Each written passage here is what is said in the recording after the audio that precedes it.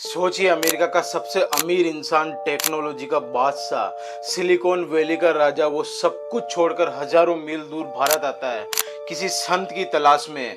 ना होटल, ना मीडिया, ना कोई पीआर, बस एक रूहानी खिंचाव, एक बाबा की पुकार। वो बाबा कौन थे? क्यों Steve jobs, mark Zuckerberg, Julia Robert जैसे लोग उनके दरबार में झुके, उनके सामने नतमस्तक हुए? करुणा और प्रेम से आप भगवान को प्राप्त कर सकते हो। एक ऐसे संत जिनका ना कोई गुरु था, ना कोई चेला, जो अक्सर कहते थे मैं किसी एक का नहीं, मैं सबका हूँ, जो एक समय में कहीं जगह मौजूद हो जाते थे। देश विदेशों के दिग्गज जो उनके चमत्कारों के मुरीद थे, बाबा नीम करोली एक ऐसे साधु जिन्हें कलयुग में हनुमान जी का अवतार माना जाता है, जिनके चमत्कारों के अनगिनत किस्से हैं। क्या वो वास्तव में चमत्कारी थे? क्या वो हनुमान जी के अवतार थे? आज की वीडियो में मैं आपको महान संत के बारे में बताने वाला हूँ, और मैं बाबा के जीवन और चमत्कारों के ऐसे किस्से बताने वाला हूँ जिन्हें सुनकर आपके रोंगटे खड़े हो जाएंगे। आप सोचने पर मजबूर हो जाओगे, क्या कलयुग में ये भी संभव है? सबसे पहले मैं आपको बाबा के प्रारंभिक जीवन के बारे में बताने वाला हूँ कि कैसे एक संपन्न परिवार में जन्म लेने वाला बालक आगे जाके एक ऐसा संत बनने वाला था जिनके शिष्यों की गिनती में मार्क जुकरबर्ग, स्टीव जॉब्स जैसे बड़े नाम आते हैं। जो बाबा का जन्म है वो 1900 ईस्वी में उत्तर प्रदेश के अकबरपुर गांव में हुआ था। बाबा एक संपन्न ब्राह्मण परिवार में जन्मे थे जिनके बचपन का नाम था लक्ष्मण दास। बाबा को बचपन से ही सांसारिक जीवन से कोई भी लगाव नहीं था। वो छोटी सी उम्र में ही भगवान की भक्ति में लीन रहते थे। मंदिर में घंटों बैठ के वो भगवान की मूर्ति के सामने साधना करते थे। बाबा ने अल्प आयु में ही सांसारिक जीवन को त्याग दिया और घर छोड़कर सन्यासी बनने के लिए निकल गए और भारत के अलग अलग स्थानों पर साधना करने लगे और कहीं चमत्कारी संतों के सानिध्य में साधना में लीन हो गए। बाबा ने हिमालय की सुदूर गुफाओं में महीनों बैठ के भगवान की साधना की। बाबा के कई चमत्कार जो आज भी रहस्य बने हुए हैं। बाबा के भक्त बताते हैं कि कई बार बाबा के हाथ और पैर जो एक बंदर जैसे हो जाते थे, जैसे सामने मानो साक्षात हनुमान जी बैठे हो। बाबा का वो ट्रेन वाला किस्सा जिसके बाद ही इनका जो नाम था वो नीम करोली पड़ा था, वही कि बाबा एक बार ट्रेन में सफर कर रहे थे, उनके पास कोई टिकट नहीं था। अब बाबा रहे सन्यासी और सन्यासी का पैसों से क्या लेना देना, तो बाबा ने टिकट नहीं लिया। बाबा के पास टीटी आया और उसने बाबा से टिकट मांगा। बाबा ने मना कर दिया, मेरे पास कोई टिकट नहीं है। टीटी ने वही ट्रेन रुकवा दी और बाबा को ट्रेन से नीचे उतार दिया। अब यहाँ जो अजीब बात हुई ये हुई कि वो ट्रेन वहां से आगे बढ़ी ही नहीं। काफी कोशिशें कर ली, कई मैकेनिक, कहीं इंजीनियर बुला लिए, पर ट्रेन टस से मस होने का नाम नहीं ले रही थी। और बाबा वहीं पास में जो एक नीम है उसके पेड़ के नीचे बैठे हुए सब देखकर मुस्कुरा रहे थे और मन ही मन बोल रहे थे, बेवकूफो, मैं बैठूंगा जब ना चलेगी ये ट्रेन। किसी की नजर बाबा को पड़ी और उसने टीटी और बाकी अफसरों को बोला कि शायद इन बाबा को ट्रेन से उतार दिया हो, इसलिए ट्रेन नहीं चल रही हो। पहले तो वो लोग इस बात को माने नहीं, पर लाख कोशिशें करने के बाद जब ट्रेन नहीं चली तो वो बाबा के पास आए और उन्हें ट्रेन में बैठने के लिए कहने लगे। और देखा चमत्कार, जैसे ही बाबा ट्रेन में कदम रखा, ट्रेन ऐसे चल पड़ी जैसे कोई जादू हो गया। वो सारे अफसर और यात्री बाबा के चरणों में गिर पड़े और यहीं से बाबा का नाम पड़ा नीम करोली बाबा, क्योंकि जिस जगह वो ट्रेन रुकी थी वो जो स्थान था उसका नाम था नीम करोली। उनके भक्त बताते हैं कि बाबा के पास ऐसे ऐसे लोग आते थे जिन्हें डॉक्टर तक मना कर चुके थे कि आपका इलाज अब नहीं हो सकता है, और बाबा के पास आते थे। बाबा मुस्कुरा के बोल देते थे कि जा, तेरा जो भी बीमारी है वो खत्म हो जाएगी। और वो बीमारी ऐसे खत्म हो जाती थी जैसे वो बीमारी थी नहीं। ऐसा ही एक किस्सा है। बाबा का एक परम भक्त था जो अक्सर बाबा के पास मिलने आता था, उसे कैंसर हो गया, और जो कैंसर हुआ उसका पता जब चला जब वो कैंसर लास्ट स्टेज में पहुंच गया था। कैंसर का आज भी कोई प्रभावी इलाज नहीं है, तो उस समय तो ये बिल्कुल असाध्य रोग था, पर उसने मरने से पहले बाबा के दर्शन करने की इच्छा जाहिर की और वो बाबा से मिलने केची उनके आश्रम में आ गया।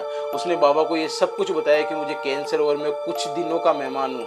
बाबा ने उसकी तरफ देखा और बोला, कैंसर और तुझे? मुझे तो कोई कैंसर नहीं दिख रहा है, तुझे कैंसर है और डॉक्टर तो झूठा है, जा एक बार वापस जांच करा। और जब आप सुनोगे तो आप हैरान रह जाओगे कि उसकी जांच रिपोर्ट में कैंसर ही नहीं आया। डॉक्टर तक शॉक्ड हो गए थे कि जिस मरीज का कैंसर लास्ट स्टेज पर था, जिसे बचाना असंभव था, उसकी रिपोर्ट नेगेटिव।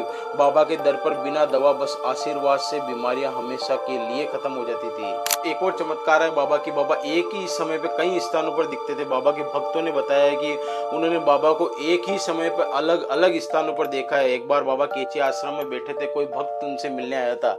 उसने बाबा के दर्शन किए और वहां से चला गया। कुछ किलोमीटर आगे जब वो देखा बाबा एक मंदिर में बैठे हैं और उनके चारों तरफ भक्त बैठे हैं। उसे अपनी आंखों पर विश्वास नहीं हुआ, क्योंकि उसने बाबा को केची देखा था। वो भागा भागा केची आश्रम गया और देखा तो बाबा वहां भक्तों के साथ बैठे थे। ये बाबा की दिव्य शक्तियों का प्रमाण माना जाता है।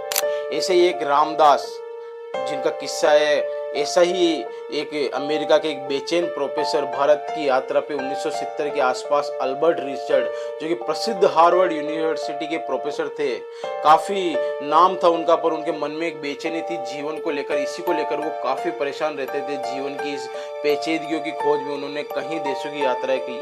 इसी सिलसिले में वो भारत भी आए, काफी दार्शनिकों की पास गए, यात्रा की, काफी सन्यासियों से उन्होंने मुलाकात करी, पर उनके मन में जो संतुष्टि थी वो बिल्कुल भी नहीं थी। उन्हें नीम करोली बाबा से मिलने की सलाह दी गई। जून माह की बात थी, दिन का समय था।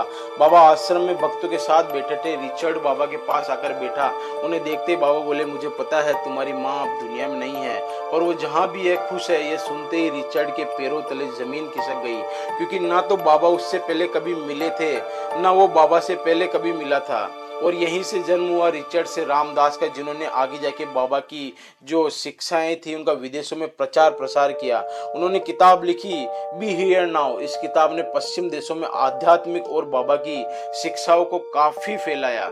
बाबा के भक्तों में देश विदेश में मशहूर लोग शामिल हैं, जिनके जीवन की दिशा को बाबा ने बदल दिया था, जिसमें एप्पल के फाउंडर स्टीव जॉब्स, जो उन दिनों काफी परेशान रहते थे, बाबा के आश्रम में आए, उनके जीवन की दिशा बदल गई।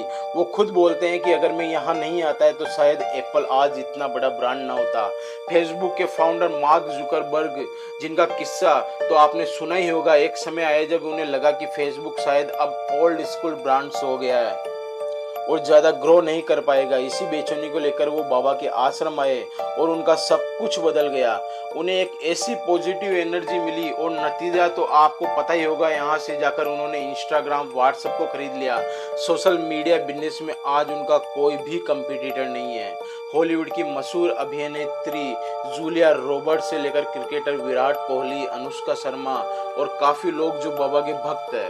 जो बाबा का निर्वाण है, बाबा ने सांसारिक शरीर को 11 सितंबर 1973 को त्याग दिया था। बाबा उस समय वृंदावन में थे। बाबा की अचानक से तबीयत खराब होने पर भक्त उन्हें हॉस्पिटल लेकर गए और डॉक्टर जब उन्हें इलाज दे रहे थे तो बाबा ने मुस्कुराते हुए बोला, सब कुछ हनुमान जी के हाथ में है। और राम राम बोलते हुए उन्होंने देह को त्याग दिया। पर मेरा मानना है कि बाबा आज भी आध्यात्मिक रूप से धरती पर मौजूद है और अपने भक्तों की किसी न किसी रूप में आकर मदद करते हैं, जिसे मैंने खुद ने काफी बार महसूस किया। जब कोई राह नहीं होती है, कोई मदद नहीं करता, फिर एक चमत्कार होता है और रास्ते अपने आप खुल जाते हैं। ये कोई नहीं, बाबा ही है और ये सब कुछ बाबा ही कर रहे हैं। बाबा ने सिखाया कि भक्ति का मतलब सिर्फ पूजा करना नहीं है, प्रेम और सेवा में खुद को समर्पित कर देना है।